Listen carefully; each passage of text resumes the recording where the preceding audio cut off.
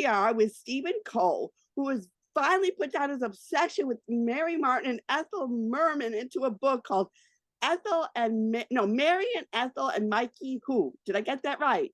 Yes. And it's this wonderful time travel story. So it's like every single theater geek's like fantasy. Um, Well, thank you. That's a great testament to read it. It's not that long, so that's a good thing. You can read it from cover to cover.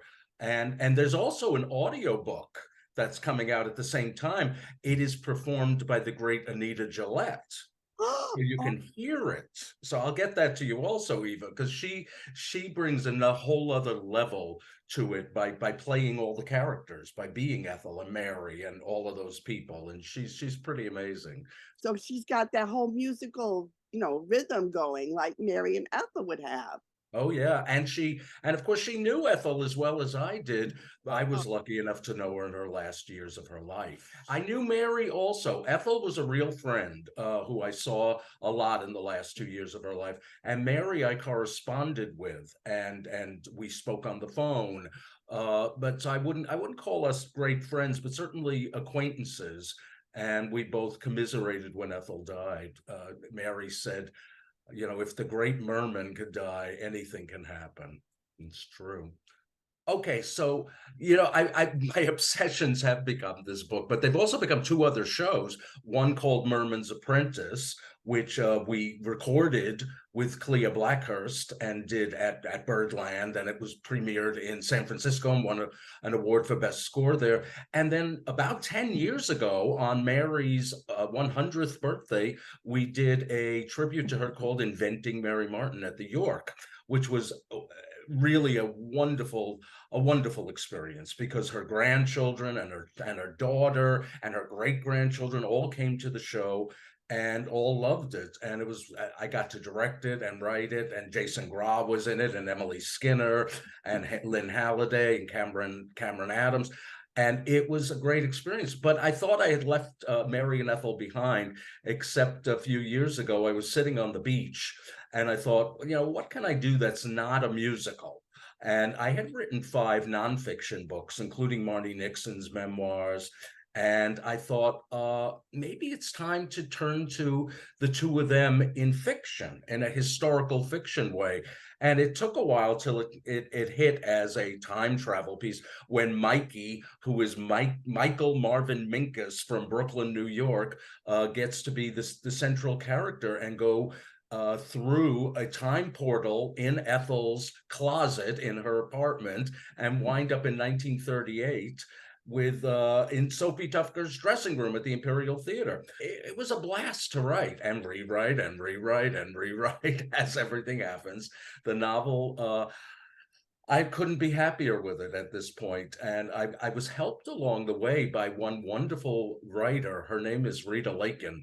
And when I brought the original drafts to her and I said, "What's wrong with this?" She put her finger right on it. And she's the one who told me to invent Michael Marvin Minkus, Mikey himself, and put him at the center of this whole thing, and to make him a little bit like me, which makes him a little bit like every theater geek who wants to live their lives through the history of musical theater.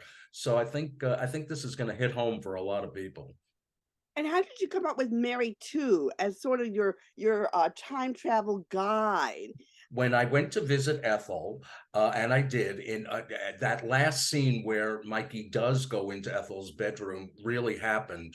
I won't give too much away, but when I went to see her, she had a nurse, and she told me her name was Mary, and she said, to not confuse it with Mary Martin, I call her Mary too, and that stuck with me all these years.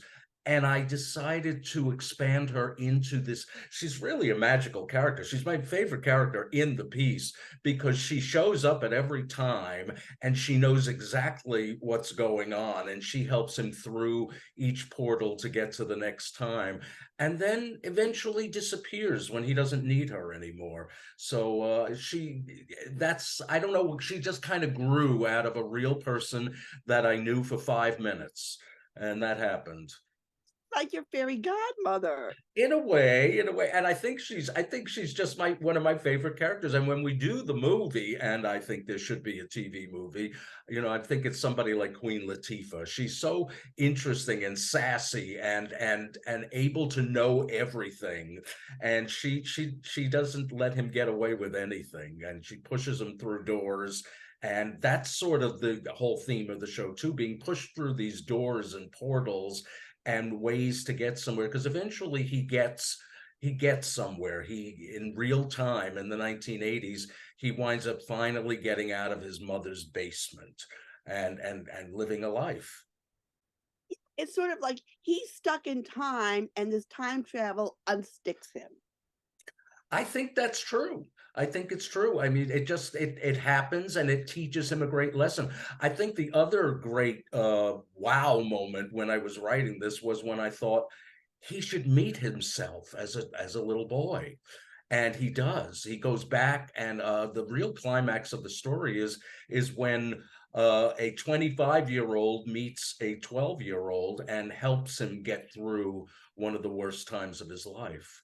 Don't we wish we could all do that for ourselves? Oh, goodness gracious, yes, it's sort of almost I mean, the thing is, it brings to mind all your favorite kind of thing, like Big and Portrait of Jenny and, Back to the Future. I mean, all those wonderful time travel stories with but this has such a nice different twist to it, and of course, it's filled with people I absolutely adore, so That was fun to do. Who's who in Mary and Ethel land, we call it. Because yeah, we have Josh Logan, we have Rodgers and Hammerstein, we have Irving Berlin, but people like Leland Hayward who produced South Pacific and Call Me Madam and the Ford 50th anniversary show. It's so interesting. And Jerome Robbins is very key. And we bring in the blacklist and the fact that he named names. So, and of course Ethel's friends, who some of whom I knew, like Maria Karnilova, the great the original Golden Fiddler on the Roof, and Benet Venuta, her best friend who had replaced her in Anything Goes in 1935. They all show up at a hen party, you know, when Ethel is going to lose the Tony Award to Mary Martin. yeah, I had no idea that they were fixed and everybody knew who was gonna win before. I mean, that's just it was full of nuggets of information that I had no idea about, and you actually managed to humanize Jerry Roberts, which is very difficult to do. Oh yeah, yeah, yeah. It was a blast. I really enjoyed doing it. Now, I could talk with you forever, but unfortunately, we're running out of time. I only have a 28-minute show, unfortunately, so okay. but anyway, thank you so much for coming on, and I'm so glad you finally wrote this in a novel because it's hard to see theater. Theater's so ephemeral, but a book. And we can get it on Amazon. So that's great. Plus, always listen to Anita Gillette because she's spectacular. Oh, I know. Thank I you. saw her in Cabaret back in the day when I was 12. So, anyway, thank you so much for coming on and talking to us. Thank you. Bye bye. Bye.